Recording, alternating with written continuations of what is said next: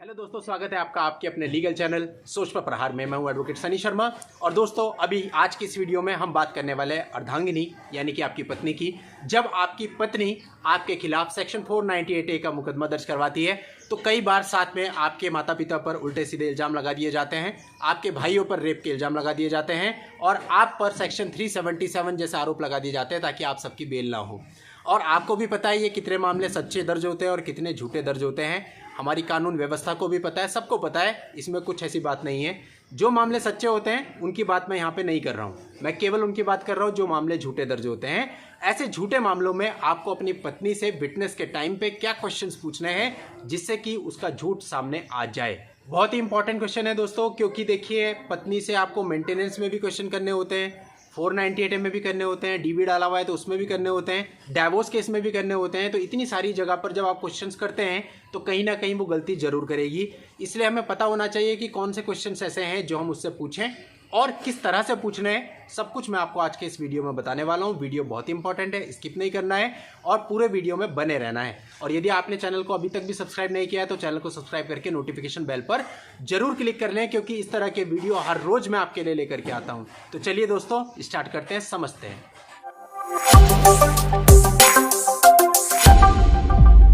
सबसे पहला क्वेश्चन आप ये पूछिए कि आप ये बताइए कि आपने अपना शिकायती पत्र कितनी तारीख को दिया था। इसके बाद दोस्तों आप उनसे पूछिए कि आपके साथ घर में कौन कौन क्रूएल्टी करता था। अब वो बताएंगे कि ये करता था, ये करता था, ये करता था। अब आप डिटेल पूछिए कि कौन सा बंदा क्या क्रूएल्टी करता था, हर एक का नाम लेकर पूछिए। देखिए जो पत्नी होगी ना, उसने पुलिस में भी ये बयान दिए होंगे। अब जो पुलिस में बयान दिए हैं, आईओ साहब से भी आपने पूछा है, इस पर मैंने अलग वीडियो भी बनाई है, उस वीडियो का लिंक भी मैं इस वीडियो के नीचे दे दूंगा। आप वहां जाकर के पूरी जानकारी ले सकते हैं कि आईओ साहब से कौन कौन से क्वेश्चन पूछने चाहिए। तो आईओ साहब से भी आपने क्वेश्चन पूछे हैं। अब आईओ साहब को पत्नी ने भी अपने बयान दिए हैं तो कहीं ना कहीं कॉन्ट्राडिक्शन जनरेट हो जाएगा। इसलिए आपको ध्यान रखना है कि आपको पत्नी से सारे क्वेश्चन दोबारा से पूछने कि किस किस ने क्रूएल्टी की थी, एक एक का नाम लेके पूछिए, वो कुछ ना कुछ आंसर देगी। हो सकता है उसने अपने शिकायती पत्र में या आईओ को दिए गए बयान में कुछ और बोला हो और आपको वो कुछ और आंसर दे दे, कॉन्ट्राडिक्शन क्रिएट हो जाए, वही हमें करना था। इसके बाद आप पूछिए कि क्या आप अपनी माताजी से फोन पर बात करती थी। अब वो कहेंगी या तो हाँ या तो ना। हाँ कहेंगी तो पूछिए कि कितनी देर बात करती थी और एक दिन में कितनी बार बात करती थी। इसके बाद जनरली होता क्या है दोस्तों, जब आपकी पत्नी आपको छोड़ करके जाती है तो अपना सारा सामान, गहने वहने सब पैक करके अपने साथ ले जाती है। अधिकतर केसेस में यही होता है, आप सब बताते हैं। तो दोस्तों ऐसे केस में आप अपनी पत्नी से ये क्वेश्चन पूछ सकते हैं कि जब आप मेरे यहाँ से आखिरी बार गई तो आप अपने सारे सोने चांदी के जेवर, गहने और अपने कपड़े, डॉक्यूमेंट्स, एजुकेशन के सब ले गई। तो ये साबित करता है कि ये सब प्री प्लान था, आपने पहले से सोचा हुआ था, अपने माँ बाप के साथ मिलकर प्लानिंग की हुई थी और उस प्लानिंग के तहत आप गई थी, इसीलिए आप ये सारी चीज़ें पैक करके ले गई। मेरा मानना तो ये है, आपका इस पर क्या कहना है। इसके बाद दोस्तों आप उनसे पूछिए कि आपके पति के साथ फिजिकल रिलेशन थे, तो कहेंगे हाँ थे। अब आप ये पूछिए कि जो भी आपके रिलेशंस के दौरान हुआ वो सब आपका व्यक्तिगत मामला था, वो कहेंगी हाँ था। तो फिर आप उसे पुलिस के सामने क्यों लेकर के आई। आपने ये बोला कि मेरे पति ने मेरे साथ जो है अननेचुरल सेक्स किया। यदि ऐसा हुआ था तो आपने जब आपके साथ ये घटना घटी तब जाकर के कंप्लेंट क्यों नहीं दर्ज कराई। आपको 1 साल के बाद याद आया कि आपके साथ अननेचुरल तरीके से हुआ है। क्या आपके साथ जब ये घटना घटी थी तब आपने इसका मेडिकल करवाया था। तो बिना मेडिकल के, बिना किसी चीज़ के 1 साल के बाद आप जाके बोल देती हो, अपने व्यक्तिगत मामले को इस प्रकार से उछालती हो, तो ये आपने दुर्भावना से किया है, ये हमारा मानना है। आपका इस पर क्या कहना है।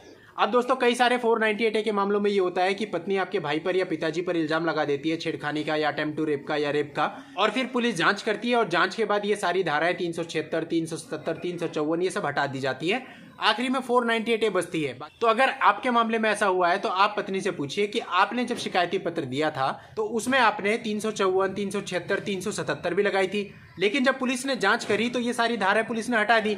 इसका सीधा सा मतलब है पुलिस ने ये पाया कि आपने जो कुछ भी लिखा है वो झूठ है और आपने दुर्भावनावश भाई को और पिताजी को फंसाने के लिए वो धाराएं लगाई थी।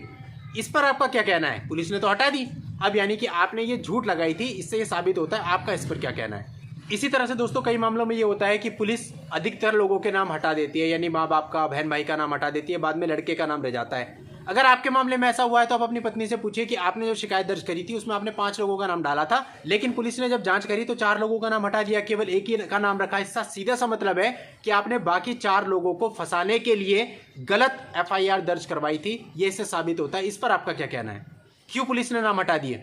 तो दोस्तों ये कुछ ऐसे क्वेश्चन है जिनका जवाब उसके पास बनेगा नहीं और बिल्कुल चुप वो हो जाएगी, और जहां वो चुप हो गई चीज़ें हमारे फेवर में लिखी जाएंगी सारी। और इस तरह से दोस्तों आप उससे सब कुछ निकलवा सकते हो या फिर उसे चुप करवा करके उसकी घिघी बांध करके आप अपना मामला अपने फेवर में कर सकते हो। सारी बात आपके वकील साहब पर है कि किस तरह से वकील साहब आपके मामले में, आपके जितने भी विटनेस आ रहे हैं उस मामले में, उनसे किस तरह से क्रॉस क्वेश्चनिंग करते हैं और उनकी घिघी कैसे बांधते हैं। दोस्तों यदि अपनी किसी भी पर्सनल समस्या के लिए आप मुझसे बात करना चाहते हैं तो उसके लिए इस वीडियो के नीचे डिस्क्रिप्शन में मेरा व्हाट्सएप नंबर है, उस व्हाट्सएप नंबर पर व्हाट्सएप मैसेज करके आप अपनी अपॉइंटमेंट बुक करके मुझसे बात भी कर सकते हैं और कोविड सिचुएशंस के बाद मिल भी सकते हैं। नेक्स्ट वीडियो में नई लीगल जानकारी के साथ मैं आपसे फिर मिलता हूं, तब तक के लिए good bye and thank you for watching, take care.